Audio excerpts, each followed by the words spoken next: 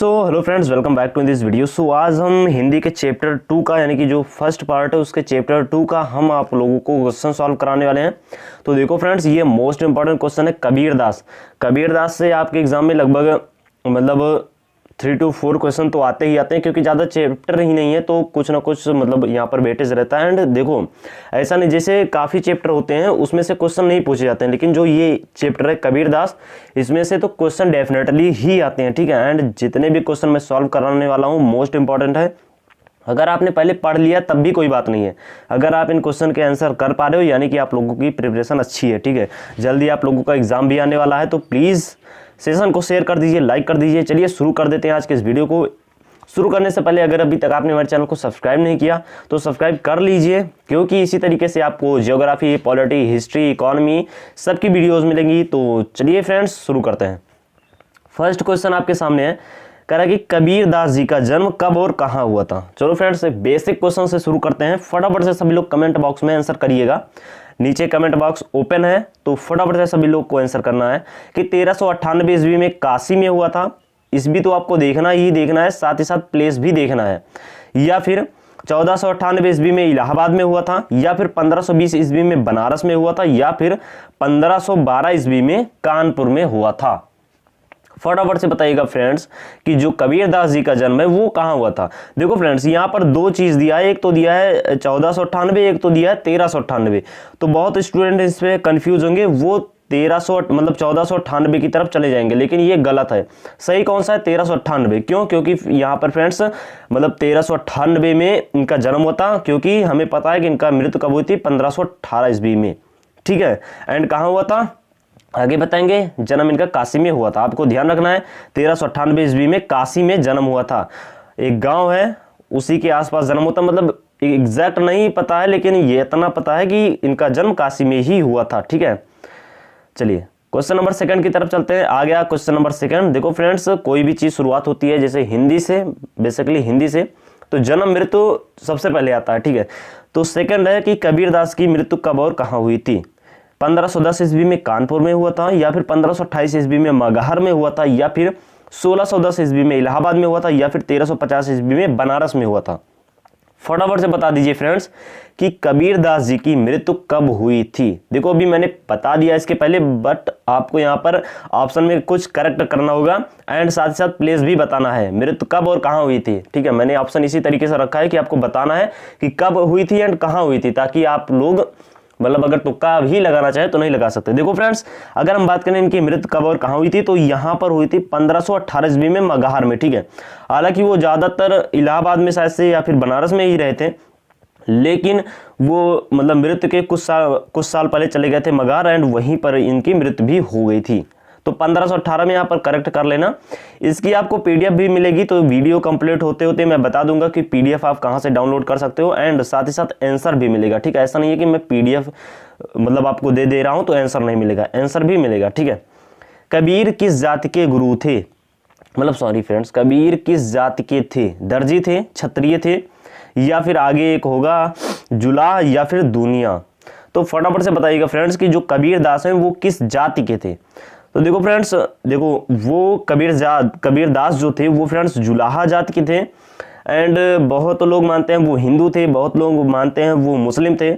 इसी प्रकार से उनके दो गुरु भी हैं, एक हिंदू गुरु हैं, एक मुस्लिम गुरु हैं। हालांकि जुलाहा हैं, क्योंकि फ्रेंड्स ज़्यादातर जो कबीरदास अपनी पंक्तियों में यूज करते हैं, जो अपना जाति, वो जुलाहा ही यूज करते हैं। मैं आपको एक पंक्ति कहकर बताता हूँ, जाति जुलाह नाम कबीरा बन बन फिरो उदासी। ठीक है, आगे आप कंप्लीट कर लेना। ठीक है, आई होप आप समझ गए होंगे क्या है पंक्ति, कि जाति जुलाह नाम कबीरा बन बन फिरो उदासी। आगे आप कंप्लीट कर लेना, तो यहाँ से पता चल जाता है कि कबीरदास जुलाह धर्म के थे, जुलाह जाति के थे फ्रेंड्स। ठीक है, जो कि एक मुस्लिम जाति है। आगे देख लेते हैं। कह रहा कि कबीर हिंदी साहित्य के किस काल के कवि थे? रीति काल के, भक्ति काल के, आदि काल के, या फिर आधुनिक काल के? तो देखो फ्रेंड्स, आई होप आप में से सभी स्टूडेंट को पता होगा कि जो 1398 टू आगे का जो 1600 या फिर उसके आसपास का जो पीरियड है, वो फ्रेंड्स 16 या 1700 के 1800 मान सकते हो आप, तो वो फ्रेंड्स था भक्ति काल का। ठीक है, तो भक्ति काल यहाँ पर आपका राइट आंसर हो जाएगा। आगे देख लेते हैं क्वेश्चन नंबर 5 कि कबीर के गुरु का क्या नाम था, रैदास, दादू, रामानंद या फिर मलूक। देखो फ्रेंड्स, अभी मैंने बताया कि कबीरदास के 2 गुरु हैं, एक तो मैंने यहाँ पर एक तो अभी आपको पता चल जाएगा और नेक्स्ट आपको आगे पता चलेगा, रैदास, दादू या फिर रामानंद या फिर मलूक। तो देखो फ्रेंड्स, जो कबीरदास के गुरु थे वो थे रैदास, ठीक है, रामानंद भी थे। क्यों, कैसे, मैं बता दे रहा हूँ, ठीक है। देखो जो यहाँ पर फ्रेंड्स मतलब कबीर, देखो ये जो थे मेन तो रामानंद ही माने जाते हैं। देखो क्या हुआ था कि जो रामानंद है उनके 2 प्रमुख शिष्य थे, रैदास और कबीरदास, ठीक है।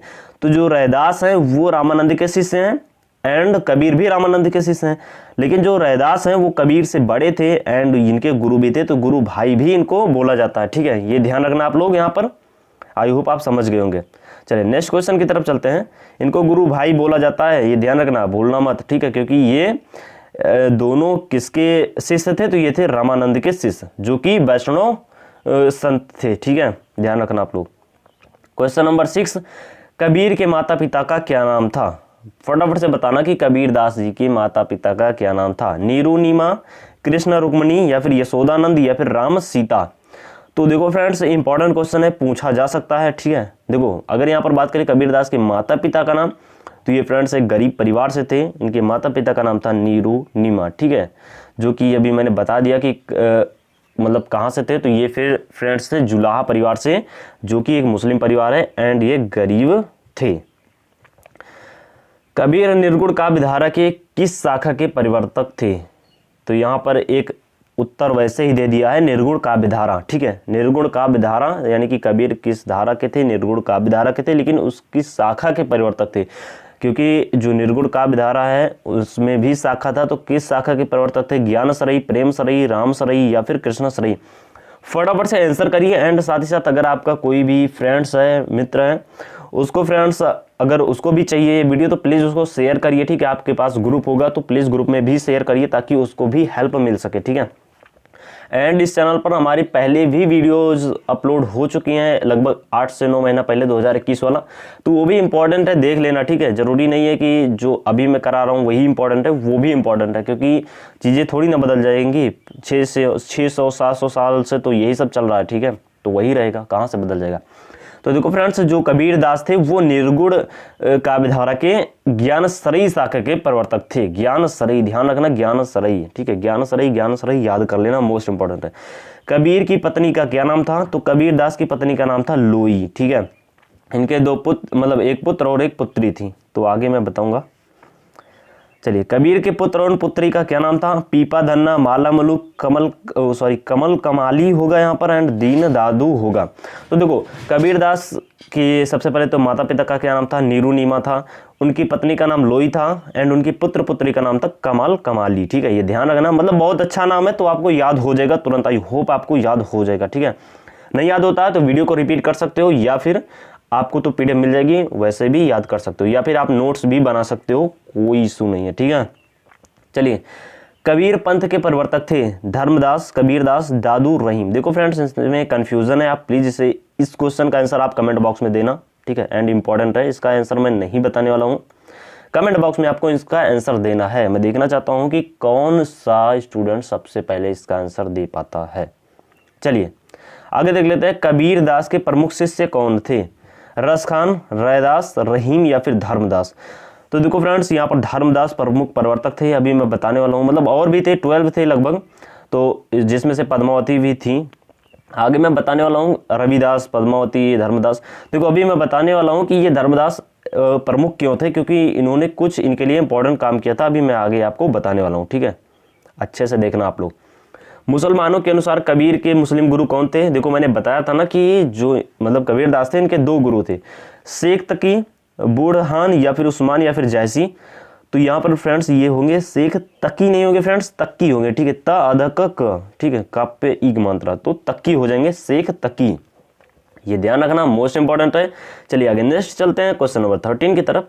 कह रहा है कि कबीर की वाणी का संग्रह किस में था, कबीर की वाणी का संग्रह किस में था, बीजक में, शबद में, रामायण में या फिर साखी में। तो ये था फ्रेंड्स बीजक में, ठीक है, बीजक में ध्यान रखना आप लोग, एंड आगे भी बीजक से भी इंपॉर्टेंट क्वेश्चन मैं आपको बताने वाला हूँ, तो वो भी ध्यान रखना। बीजक का सॉरी फ्रेंड्स, बीजक का संकलित कब हुआ था, बीजक कब संकलित हुआ था, इसका भी आंसर आपको कमेंट बॉक्स में देना है। ठीक है, आप बोलोगे यार क्या कर रहे हो आप, 2 क्वेश्चन तो जो इंपॉर्टेंट है उसका आंसर ही नहीं बता रहे हो। मैं इसलिए नहीं बता रहा हूँ क्योंकि आप जाकर बुक पलटो, देखो उसमें, ठीक है, कुछ और नई चीज़ें आपको मिलेंगी। सर्च कर लो, क्योंकि आप सभी के पास मोबाइल होगी, आप सभी के पास नेट होगा, तो आप सर्च करके भी देख सकते हो। ठीक है, तो चेक करना। बीजक के कितने भाग थे ये मैं बता देता हूँ कि बीजक के कितने भाग थे। तो बीजक के यहाँ पर 3 भाग थे। ठीक है, 3 भाग थे। कौन कौन से थे आप कमेंट बॉक्स में बता सकते हो। ठीक है, ये सभी के सभी क्वेश्चन मोस्ट इंपॉर्टेंट है, प्लीज फ्रेंड्स इसके मत करिएगा। देखो कबीरदास के जो शिष्य थे उसके बारे में फिर से एक क्वेश्चन आ गया है कि बीजक का संग्रह कबीरदास के किस शिष्य ने किया था। अभी मैंने बताया था कि ये क्वेश्चन मैं बताने वाला हूँ धर्मदास से रिलेटेड। तो जो बीजक का संग्रह है वो कबीरदास के किस शिष्य ने किया था, तो धर्मदास जी ने किया था। बीजक क्या है, बीजक कबीरदास की वाणी का संग्रह है। ठीक है, कबीरदास की वाणी का संग्रह बीजक है। एंड बीजक का जो संग्रह किसने किया था, तो ये किया था धर्मदास जी ने। ठीक है, कब किया था आपको बताना है। चलिए, माज़ी कागद छुए हो नहीं पंक्ति किसकी है, रहीम, रैदास, कबीरदास, धर्मदास। तो ये फ्रेंड्स कबीरदास। यहाँ पर ये फ्रेंड्स पंक्ति भी कंप्लीट नहीं है, पंक्ति कंप्लीट कर लेना। हृदय भीतरी दो बले, पंक्ति में दो का क्या अर्थ है, फटाफट से सभी लोग बता देना कि दो का क्या अर्थ है, मैं नहीं बताने वाला हूँ। ठीक है, चलिए, शब्द का अर्थ क्या है, शब्द का अर्थ क्या है, इसका भी आंसर आपको देना है। देखो मैंने 16 क्वेश्चन करा दिया है, इन सभी के आंसर आपको देने हैं। एंड आगे भी बहुत क्वेश्चन है तो वो भी मैं आपको सॉल्व कराने वाला हूँ। ठीक है, यहाँ पर देख लेना। ठीक है, तो आज के वीडियो में रखते हैं इतना ही। आई होप आप समझ गए होंगे। ठीक है, मोस्ट इंपॉर्टेंट क्वेश्चन थे यहाँ, लगभग 16-17 क्वेश्चन। हालांकि जहाँ से मैंने छोड़ा है 17 नंबर से मैं आपको रिपीट कराऊंगा, ऐसी बात नहीं है। मैंने बोल दिया है कि आप बाद में मतलब आप खुद से करना, तो आपको नहीं बताऊंगा, आपको आंसर डेफिनेटली बताऊंगा, लेकिन आप लोग जाकर देख लेना। ठीक है, चैनल पर पहली बार हो तो प्लीज़ सब्सक्राइब कर लीजिए। चलिए फ्रेंड्स, मिलते हैं नेक्स्ट वीडियो में, तब तक के लिए बाय बाय, टेक केयर, जय हिंद।